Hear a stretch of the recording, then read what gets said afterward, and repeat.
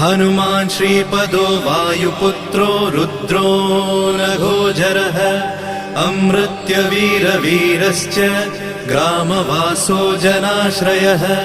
धनदो निर्गुणः शूरो वीरो निधिपतिर्मुनिः पिङ्गाक्षो वरदो वाग्मी सीता शोकविनाशकः शिवः शर्वः परो व्यक्तो व्यक्तो धराधरः पिङ्गकेशः पिङ्गरोमा श्रुतिगम्यः सनातनः अनादिर्भगवान् देवो विश्वहेतुर्जनाश्रयः आरोग्यकर्ता विश्वेशो विश्वनाथो हरीश्वरः भर्गो रामो रामभक्तः कल्याणप्रकृतिस्थिरः विश्वम्भरो विश्वमूर्तिर्